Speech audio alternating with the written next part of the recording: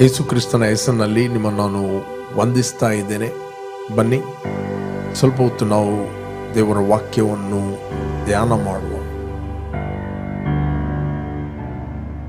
ದೇವರ ವಾಕ್ಯ ನೀವು ಧ್ಯಾನ ಮಾಡಿದಾಗ ಅದು ನಿಮ್ಮನ್ನು ಶುದ್ಧೀಕರಿಸ್ತದೆ. ದೇವರ ವಾಕ್ಯ ಹೇಳ್ತದೆ, ಕೀರ್ತನೆ 103ನೇ ಕೀರ್ತನೆ, ನನ್ನ ಮನವೇ ಯೆಹೋವನನ್ನು ಕೊಂಡಾಡು, ನನ್ನ ಸರ್ವೇಂದ್ರಿಯಗಳೇ ಆತನ ಪರಿಶುದ್ಧ ನಾಮವನ್ನು ಕೀರ್ತಿಸಿರಿ. ನನ್ನ ಮನವೇ ಯೆಹೋವನನ್ನು ಕೊಂಡಾಡು, ನನ್ನ ಸರ್ವೇಂದ್ರಿಯಗಳೇ ಆತನ ಪವಿತ್ರ ನಾಮವನ್ನು ಕೀರ್ತಿಸಿರಿ. ನನ್ನ ಮನವೇ ಯೆಹೋವನನ್ನು ಕೊಂಡಾಡು, ಆತನ ಉಪಕಾರಗಳಲ್ಲಿ ಒಂದನ್ನು ಮರಿಬೇಡ. Praise God. ಇಲ್ಲಿ ದೇವರ ವಾಕ್ಯ ಹೇಳ್ತದೆ, ನನ್ನ ಮನವೇ ಅಂದರೆ ಆತನು ತನ್ನ ಕೀರ್ತನೆಗಾರನು ತನ್ನ ಮನಸ್ಸಿಗೆ ಮಾತಾಡ್ತಾ ಇದ್ದಾನೆ. ಆತನು ಮಾತಾಡುವಂಥದ್ದು ಯಾವ ವ್ಯಕ್ತಿಗೆ ಅಲ್ಲ, ಅಥವಾ ಇತರರಿಗೋಸ್ಕರ ಅಲ್ಲ. ಆತನು ತನ್ನ ಸ್ವಂತ ಮನಸ್ಸಿಗೆ ಹೇಳ್ತಾ ಇದ್ದಾನೆ, ನನ್ನ ಮನವೇ ಯೆಹೋವನನ್ನು ಕೊಂಡಾಡು. ನನ್ನ ಸರ್ವ ಇಂದ್ರಿಯಗಳಂತ ಹೇಳಿದ್ರೆ ನಮ್ಮ ದೇಹಕ್ಕೆ 5 ಇಂದ್ರಿಯಗಳಿವೆ. ಇಂದ್ರಿಯಗಳು ಇಂಗ್ಲಿಷ್ನಲ್ಲಿ ಇರ್ತದೆ ಸೆನ್ಸ್. ಓಕೆ, ಆತನು ತನ್ನ ಇಂದ್ರಿಯಗಳಿಗೆ, ಅದರರ್ಥ ತನ್ನ ಕಣ್ಣುಗಳಿಗೆ, ತನ್ನ ಕಿವಿಗಳಿಗೆ, ತನ್ನ ಭಾವನೆಗಳಿಗೆ, ತನ್ನ ನಾಲಿಗೆಗೆ, ಸರ್ವ ಇಂದ್ರಿಯಗಳಿಗೆ ಆತನು ಮಾತಾಡ್ತಾ ಇದ್ದಾನೆ, ಆತನ ಪವಿತ್ರ ನಾಮವನ್ನು ಕೀರ್ತಿಸಿರಿ ಅಂತ. See, he is talking to himself. ಅವನಿಗೆ ಆತನು ಮಾತಾಡ್ತಾ ಇದ್ದಾನೆ. ಓಕೆ, ನೆಕ್ಸ್ಟ್ ಹೇಳ್ತೇನೆ, ನನ್ನ ಮನವೇ ಯೆಹೋವನನ್ನು ಕೊಂಡಾಡು, ಆತನ ಉಪಕಾರಗಳಲ್ಲಿ ಒಂದನ್ನು ಕೂಡ ಮರೆಯಬೇಡ. ಏನು ಆತನು ಉಪಕಾರ ಮಾಡಿದ್ದಾನೆ? Why we testify? ಯಾಕೆ ನಾವು ಟೆಸ್ಟಿಮನಿ ಕೊಡುವಂಥದ್ದು? Testimony is not discouraging others, testimony is encouraging others. Testimony ಅದು ಸಾಕ್ಷಿ ಎಂಬುವಂಥದ್ದು ಇತರರಿಗೆ ಉತ್ತೇಜನ ಪಡಿಸುತ್ತದೆ.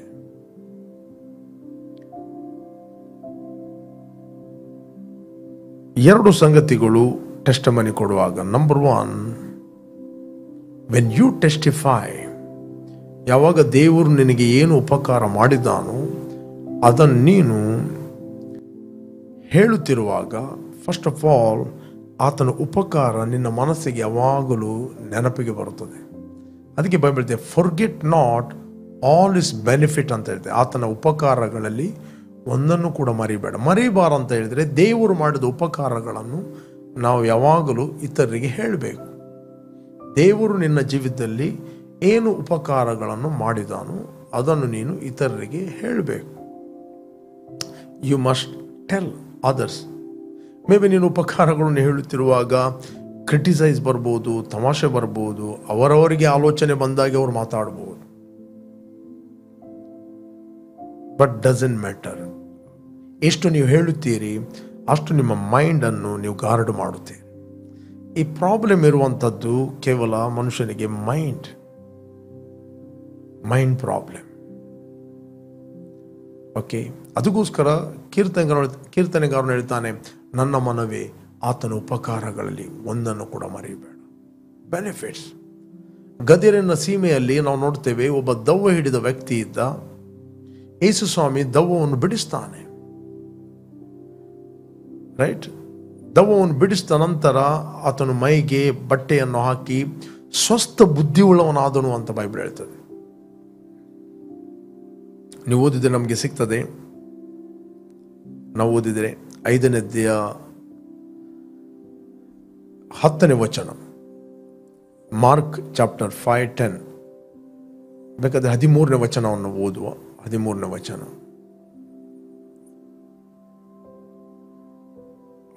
14ರಿಂದ ಓದು. 14.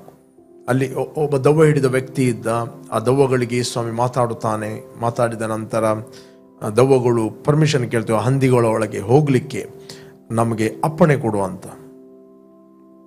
ಓಕೆ, ಆ ದೆವ್ವಗಳು ಹಂದಿಗಳೊಳಗೆ ಹೋಗ್ತವೆ. ಸುಮಾರು 2,000 ಹಂದಿಗಳು ಸಾಯ್ತವೆ ನಾವು ನೋಡ್ತೇವೆ.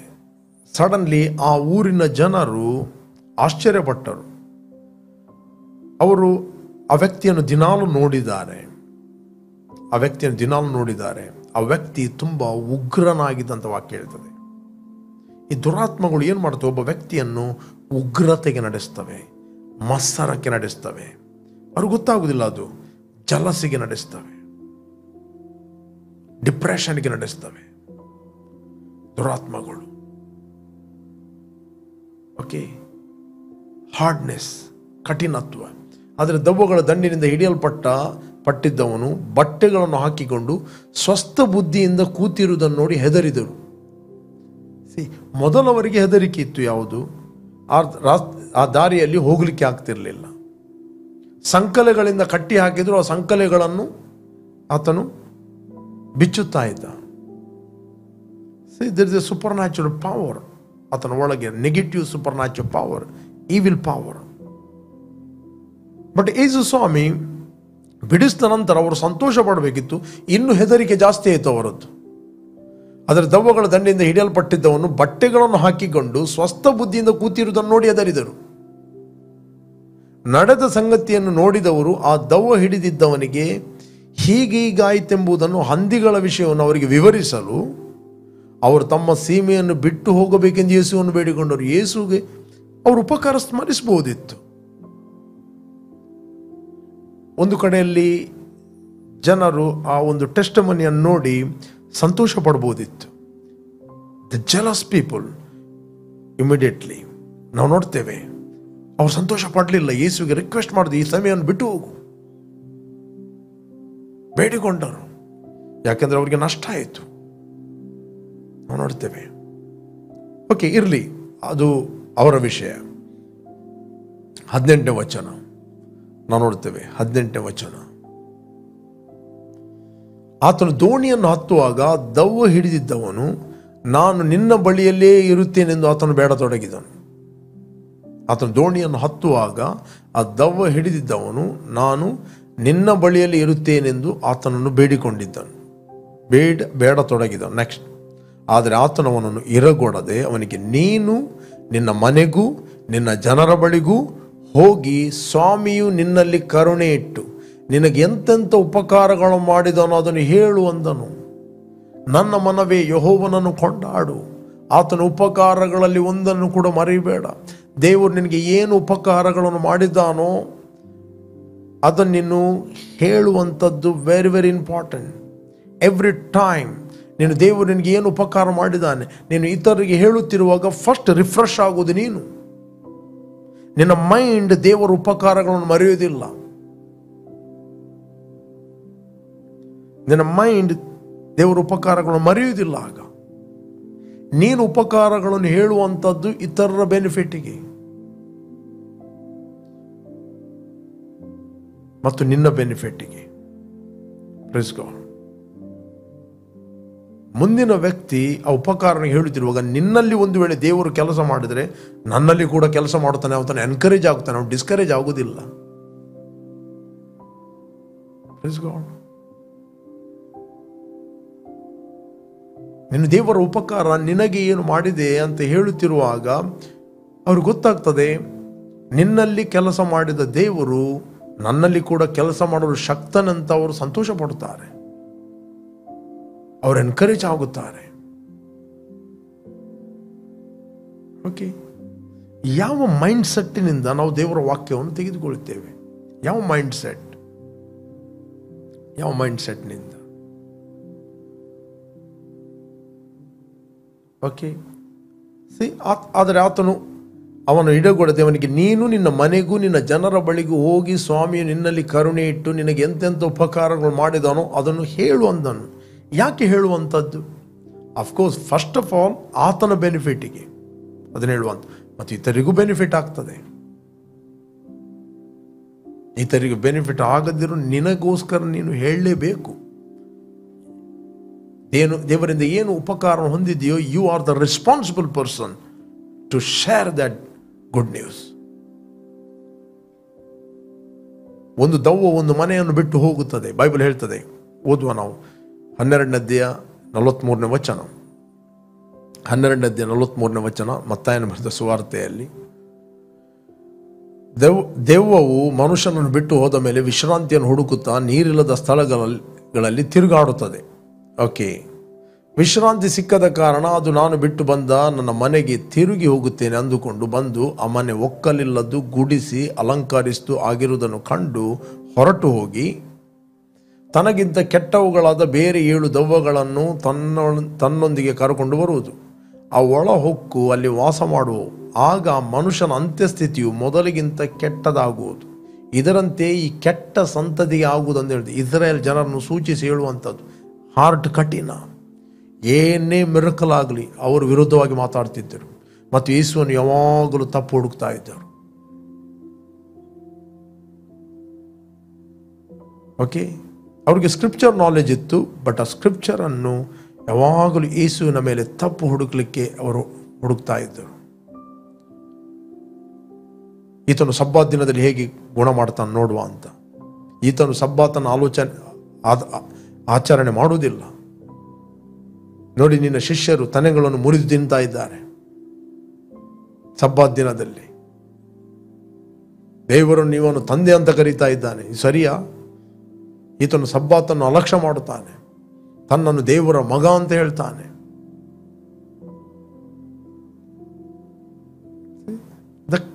ಅವರ ಹಾರ್ಟ್ ಏನಾಗಿತ್ತು? ಕಠಿಣ ಆಗಿತ್ತು, ಡಿಸೊಬೀಡಿಯನ್ಸ್. ಅದೇ ಯಹೂದ್ಯರಲ್ಲದವರಿಗೆ ಹೇಳಿದಾಗ ಅವರು ಇಮ್ಮಿಡಿಯೇಟ್ಲಿ ಅಂಗೀಕಾರ ಮಾಡುತ್ತಿದ್ದರು. ಇವರಿಗೆ ಎಷ್ಟು ಹೇಳಿದ್ರು ಅರ್ಥ ಆಗ್ತಿರಲಿಲ್ಲ. ಯಾಕೆ? ಕಠಿಣತ್ವ, ಡಿಸೊಬೀಡಿಯನ್ಸ್. ಎಷ್ಟು ಒಬ್ಬ ವ್ಯಕ್ತಿ ದೇವರ ವಾಕ್ಯಕ್ಕೆ ಅವಿಧೇಯನಾಗ್ತಾನೆ ಮತ್ತು ಕಡೆಗೆ ಅವನ ಹೃದಯ ಆ ಏರಿಯಾದಲ್ಲಿ ಕಠಿಣ ಆಗ್ತದೆ. ಕಠಿಣ ದೆವ್ವಗಳು ಬರುವುದಂದರೆ ಮೈಯಲ್ಲಿ ಬರುವಂಥದ್ದಲ್ಲ, ಕಠಿಣತ್ವ, ಅರೋಗ್ಯನ್ಸ್, ಜಲಸ್, ಬೌಂಡ್ ಬೈ ಜಲಸ್, ಹೇಟ್ರೇಡ್, ದ್ವೇಷ. ಎನಿ ವರ್ಡ್ ಕಮ್ಸ್, ಅದನ್ನು ಮಿಸ್ಇಂಟರ್ಪ್ರಿಟೇಷನ್.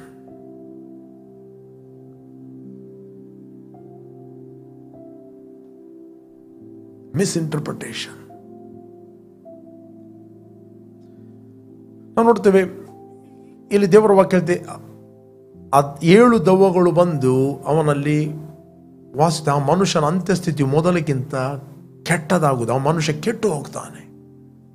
ಕೆಟ್ಟದಾಗುವುದಂದ್ರೆ ಅವನು ಕೆಟ್ಟು ಹೋಗ್ತಾನೆ. ಆ ಮನುಷ್ಯ ಕಠಿಣನಾಗ್ತಾನೆ. ಇನ್ನೂ ಸಹ ಅವನ ಅಂತ್ಯಸ್ಥಿತಿ ಕೆಟ್ಟದಾಗುವುದು, ಕಠಿಣವಾಗುವುದು. ಇಸ್ರೇಲ್ ಸಂತತಿ ಅಂದರೆ ಅವರು ದೇವಜನರು, ಅವರು ಒಡಂಬಡಿಕೆ ಇದ್ದವರು, ಅವರು ದೇವರಿದ್ದವರು. They knew their God. ಅವರು ದೇವರ ವಿಷಯ ಗೊತ್ತು, ಬಟ್ ಡಿಸೊಬೀಡಿಯನ್ಸ್. ಅವರು ದೇವರಿಗೆ ಬಗ್ಗೆ ಗೊತ್ತಿತ್ತು, ಅವಿಧೇಯತ್ವ, ಕಠಿಣ. ಅದಕ್ಕೆ ಇಲ್ಲಿ ದೆವ್ವ ಹಿಡಿದ ವ್ಯಕ್ತಿಗೆ ಯೇಸು ಸ್ವಾಮಿ ಹೇಳ್ತಾನೆ, ದೇವರು ನಿನ್ನ ಮೇಲೆ ಕರುಣೆ ಇಟ್ಟು ನಿನಗೆ ಎಂತೆಂಥ ಉಪಕಾರಗಳನ್ನು ಮಾಡಿದಾನೋ ನಿನ್ನ ಮನೆಗೂ ನಿನ್ನ ಸ್ನೇಹಿತರಿಗೆ ಹೋಗಿ ಹೇಳು. ಟೆಸ್ಟಿಫೈ, ನಿನ್ನದನ್ನು ಹೇಳು. ನೀನು ಹೇಳುವಂಥದ್ದು ಪ್ರಿಯರೇ, ಅದು ನಿಮಗೆ ಬೆನಿಫಿಟ್ ಅನ್ನು ಕೊಡುತ್ತದೆ. ದೇವರ ವಾಕ್ಯ ಎಲ್ಲರಿಗೂ ಸೇಮ್. ಅದನ್ನು ಅಪ್ಲೈ ಮಾಡಬೇಕಾದ ರೀತಿಯಲ್ಲಿ ಅಪ್ಲೈ ಮಾಡಿದಾಗ ಅದರ ರಿಸಲ್ಟನ್ನು ಅದು ಪ್ರೊಡ್ಯೂಸ್ ಮಾಡ್ತದೆ. ನನ್ನಲ್ಲಿ ದೇವರ ವಾಕ್ಯ ಕೆಲಸ ಮಾಡಿತ್ತು, ಅವನಲ್ಲಿ ಕೆಲಸ ಮಾಡುವುದಿಲ್ಲ ಅಂತ ಹೇಳಿದರೆ ಅದಕ್ಕೆ ಕಾರಣ ಏನಂತ ಹುಡುಕಬೇಕು. ದೇವರಲ್ಲಿ ನಾವು ಫಾಲ್ಟ್ ಫೈಂಡ್ ಮಾಡುವಂಥದ್ದಲ್ಲ, ದೇವರಲ್ಲಿ ನಾವು ತಪ್ಪು ಹುಡುಕುವಂಥದ್ದಲ್ಲ. ದೇವರ ವಾಕ್ಯ ಒಬ್ಬನಲ್ಲಿ ಕೆಲಸ ಮಾಡುತ್ತಂತ ಹೇಳಿದರೆ ಯಾಕೆ ಅವನಲ್ಲಿ ಕೆಲಸ ಮಾಡುತ್ತದೆ? ಏನೇ ಟೆಸ್ಟಮನಿ ಕೊಟ್ಟರು ಕೂಡ ಆ ಟೆಸ್ಟಮನಿಗೆ ಒಂದು ಬೇಸ್ ಯಾವುದಂತ ಹೇಳಿದ್ರೆ ವರ್ಡ್.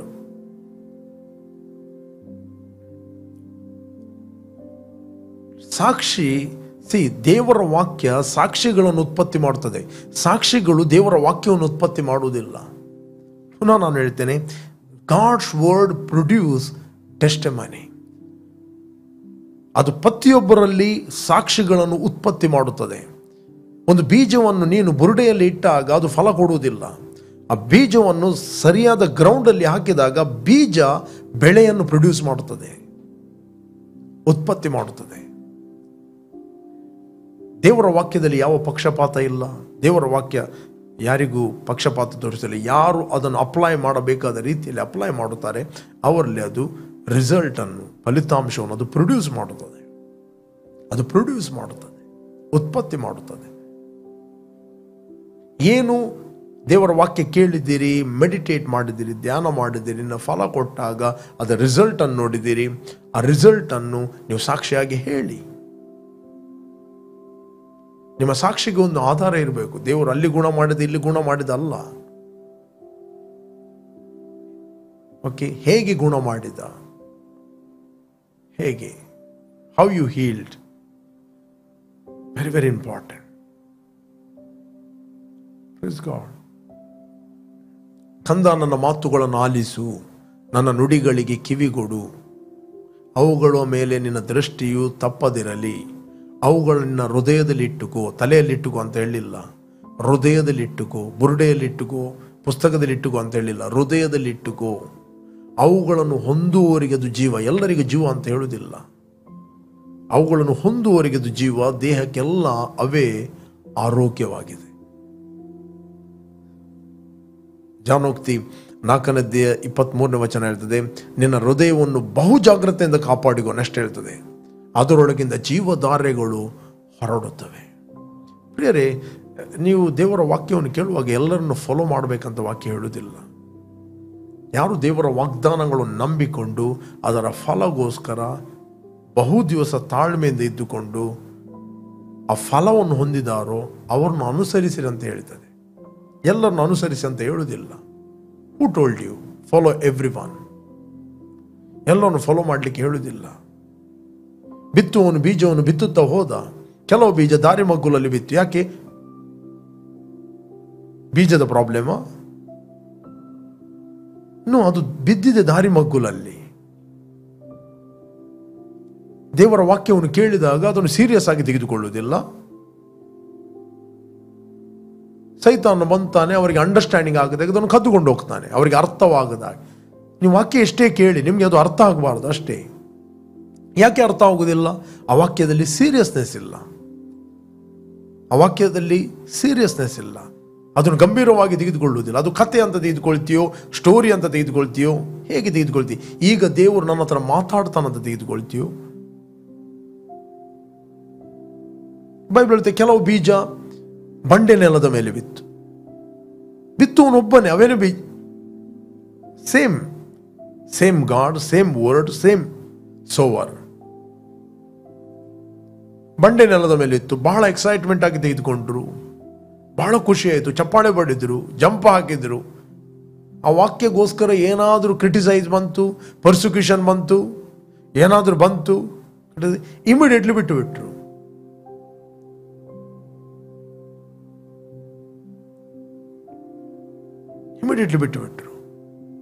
ಓಕೆ, ಇನ್ನೊಬ್ಬ ವ್ಯಕ್ತಿ ಮುಂದೆ ಇನ್ನೊಂದು ಗ್ರೌಂಡ್ ನಾವು ನೋಡ್ತೇವೆ.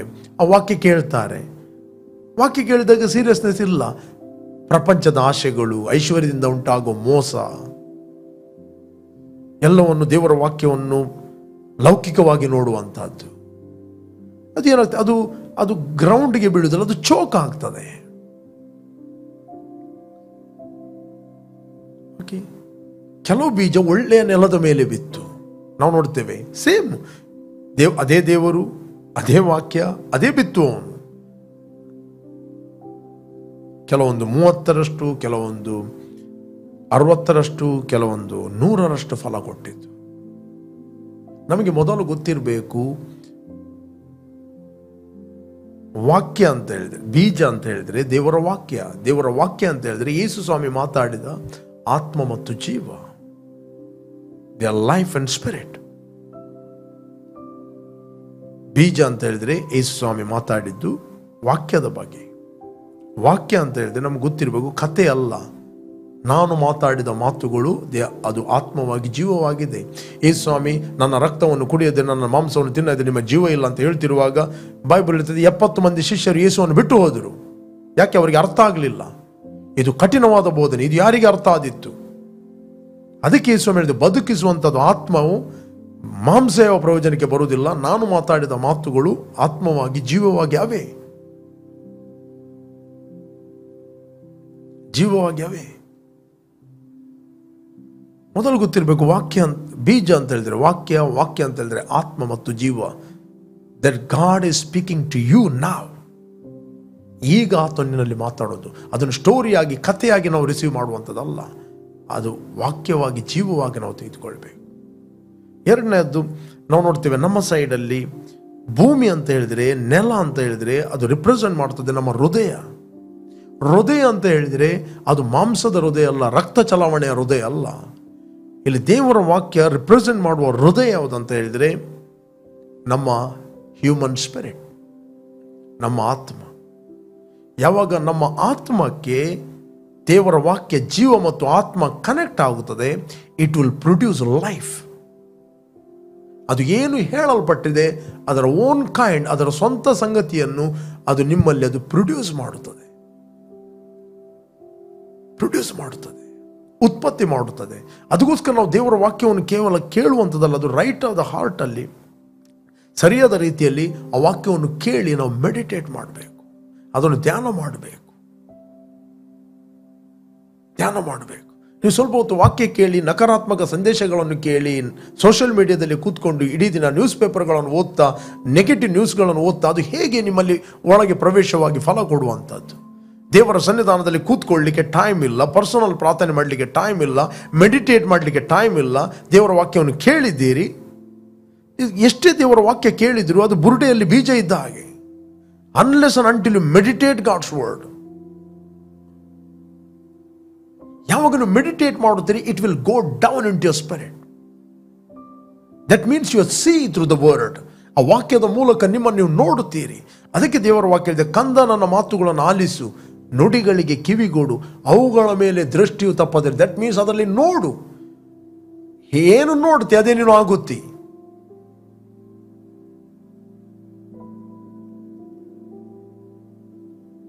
ಏನು ನೋಡ್ತೀರಿ ಅದೇ ನೀವು ಆಗುತ್ತೀರಿ.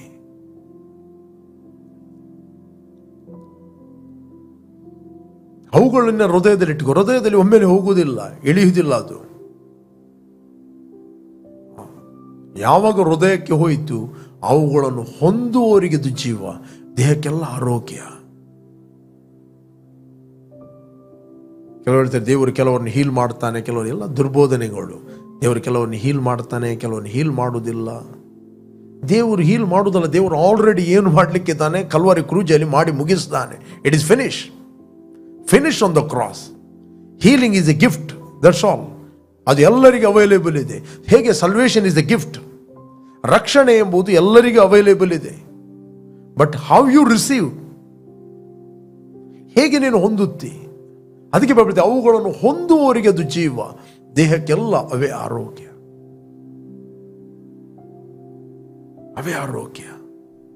ನೀನು ಒನ್ಸ್ ಹೊಂದಿದ್ದಿ, you will see the testimony. ಆ ಟೆಸ್ಟಿಮನಿಯನ್ನು ಇತರಿಗೆ ಹೇಳುವುದಂದರೆ ಹೇಗೆ ದೇವರ ವಾಕ್ಯ ನಿನ್ನಲ್ಲಿ ಕೆಲಸ ಮಾಡುದು, ಹೇಗೆ ಅಪ್ಲೈ ಮಾಡಿದಿ, ಹೇಗೆ ರಿಸಲ್ಟ್ ಅನ್ನು ಹೊಂದಿದಿ. ಆಗ ಇತರರಿಗೆ ನೀವು ಹೇಳುತ್ತಿರುವಾಗ ಇನ್ನೊಬ್ಬರು ಡಿಸ್ಕರೇಜ್ ಆಗುದಿಲ್ಲ, ಇನ್ನೊಬ್ಬರು ಎನ್ಕರೇಜ್ ಆಗ್ತಾ ಹೇಳ್ತಾನೆ. ಒಂದು ವೇಳೆ ಆ ವಾಕ್ಯ ಅವನಲ್ಲಿ ಕೆಲಸ ಮಾಡಿದ್ರೆ ನನ್ನಲ್ಲಿ ಯಾಕೆ ಕೆಲಸ ಮಾಡುವುದಿಲ್ಲ? ಮಾಡಿಯೇ ಮಾಡುತ್ತದೆ. ಆ ಪ್ರಿನ್ಸಿಪಲ್ ಅನ್ನು ಆತನು ಅಪ್ಲೈ ಮಾಡುತ್ತಾನೆ.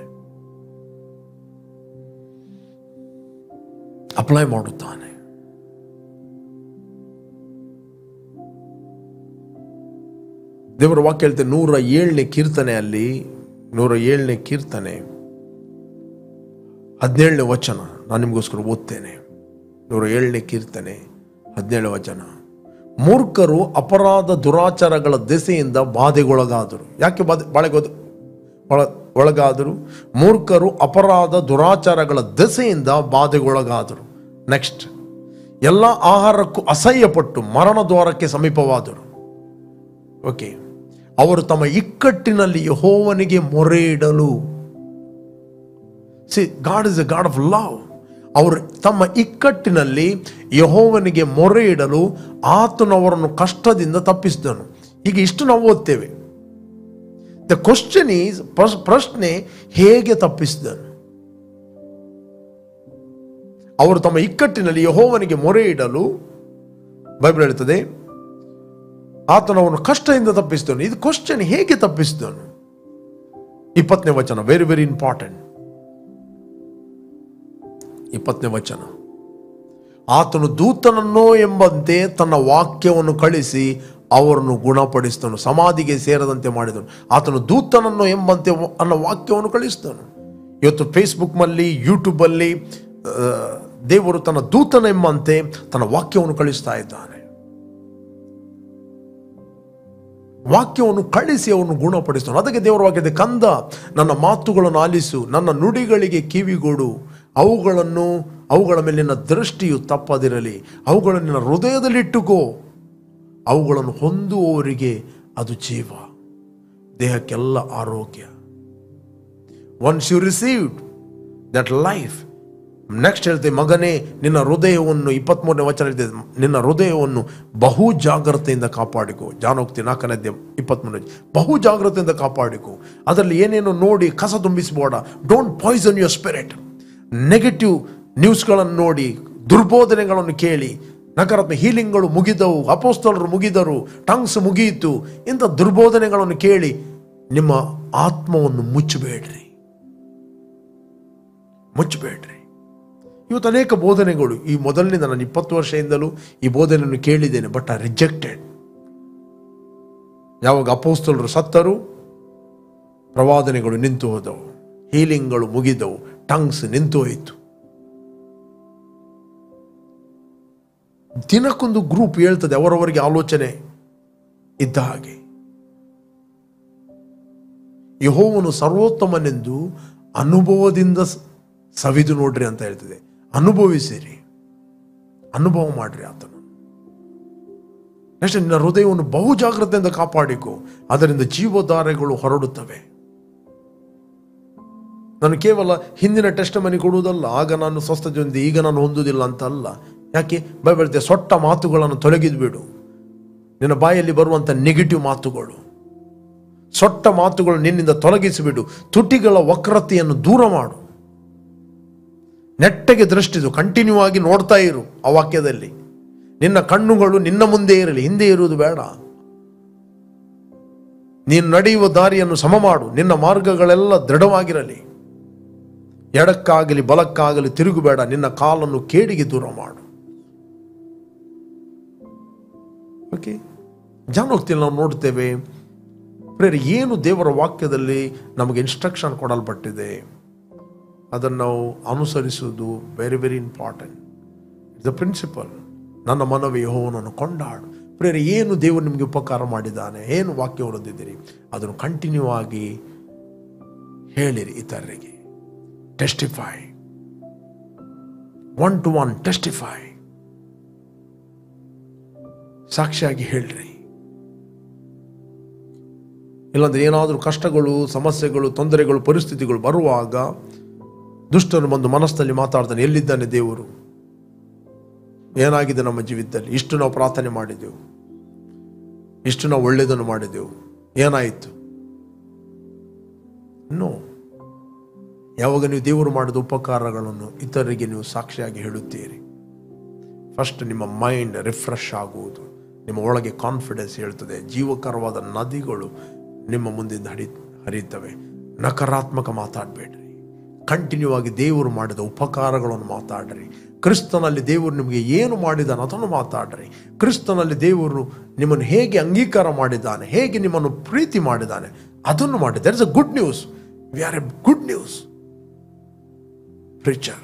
ನಾವು ಒಳ್ಳೆಯ ವಾರ್ತೆಯನ್ನು ಸಾರುವವರು, ನಾವು ಇತರನ್ನು ಎನ್ಕರೇಜ್ ಮಾಡುವವರು. ನಾನು ನಿಮ್ಗೆ ಎನ್ಕರೇಜ್ ಮಾಡ್ತೇನೆ, ನೀವು ಯಾರು ಎಲ್ಲಿಂದ ವೀಕ್ಷಿಸ್ತಾ ಇದ್ದೀರಿ, ಇಷ್ಟರವರೆಗೆ ಯೇಸುವನ್ನು ರಕ್ಷಕನು ಒಡೆಯನೆಂದು ಅಂಗೀಕಾರ ಮಾಡದಿದ್ದರೆ, this the right time. Call Jesus in your heart. ನಿಮ್ಮ ಹೃದಯದಲ್ಲಿ ಆತನು ಕರೆಯಿರಿ. ನಾನು ನಿಮಗೋಸ್ಕರ ಪ್ರಾರ್ಥನೆ ಮಾಡ್ತೇನೆ. I will pray for you. ನಿಮಗೋಸ್ಕರ ನಾನು ಪ್ರಾರ್ಥನೆ ಮಾಡ್ತೇನೆ. Thank you Lord. ಭೂಮಿ ಆಕಾಶಗಳನ್ನು ಉಂಟು ಮಾಡಿದ ಸರ್ವಶಕ್ತನಾದ ನನ್ನ ತಂದೆ, ಯೇಸುವಿನ ನಾಮದಲ್ಲಿ ನಾನು ನಿನ್ನ ಸನ್ನಿಧಾನದಲ್ಲಿ ಇದ್ದೇನೆ. ಯೇಸುವೆ, ನೀನು ಸುರಿಸಿದ ರಕ್ತದ ಮೂಲಕ ನಮ್ಮ ಅಪರಾಧಗಳು ಪರಿಹಾರವಾಗಿ ನಮಗೆ ಬಿಡುಗಡೆ ಆಯಿತು. ನಾವು ಮರಣದಿಂದ ಪಾರಾಗಿ ಜೀವಕ್ಕೆ ಸೇರಿದ್ದೇವೆ.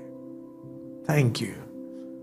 ನೀನು ವಾಗ್ದಾನ ಮಾಡಿದ ಪವಿತ್ರಾತ್ಮ ವರವನ್ನು ನಂಬಿಕೆಯ ಮೂಲಕ ನಾವು ಹೊಂದಿದ್ದೇವೆ. Thank you Lord. ನಾವು ಪಾಪದ ಪಾಲಿಗೆ ಸತ್ತು ನೀತಿವಂತರಾಗಿ ಜೀವಿಸುವಂತೆ ನಮ್ಮ ಪಾಪಗಳನ್ನು ಆತನು ತಾನೇ ತನ್ನ ದೇಹದ ಮೇಲೆ ಹೊತ್ತುಕೊಂಡು ಹೋದನು. ಆತನ ಗಾಯಗಳಿಂದ ನಮಗೆ ಗುಣವಾಯಿತು. ನಾವು ಆರೋಗ್ಯದಲ್ಲಿ ನಡೆಯುತ್ತೇವೆ, ಸಮೃದ್ಧಿಯಲ್ಲಿ ನಡೆಯುತ್ತೇವೆ. We are blessed O God. ತಂದೆ, ಯಾರೆಲ್ಲ ವೀಕ್ಷಿಸ್ತಾ ಇದ್ದರು ಅವರು ಕಂಟಿನ್ಯೂ ಆಗಿ ನಿನ್ನ ವಾಕ್ಯದಲ್ಲಿ ನೆಲೆಗೊಳ್ಳಲಿ, ದೃಢವಾಗಲಿ, ಫಲಭರಿತರಾಗಲಿ, ಅನೇಕರಿಗೆ ಸಾಕ್ಷಿ ಕೊಡಲಿ. ಅವರ ಜೀವಿತದಲ್ಲಿ ಮಾಡಿದ ಎಲ್ಲ ಉಪಕಾರಗಳನ್ನು ಅವರು ಅನೇಕರಿಗೆ ಪ್ರಕಟಿಸಲಿ ಎಂದು ನಾವು ಪ್ರಾರ್ಥಿಸ್ತಾ ಇದ್ದೇವೆ. ಯೇಸು ನಾಮದಲ್ಲಿ ತಂದೆ, ಆಮೆನ್.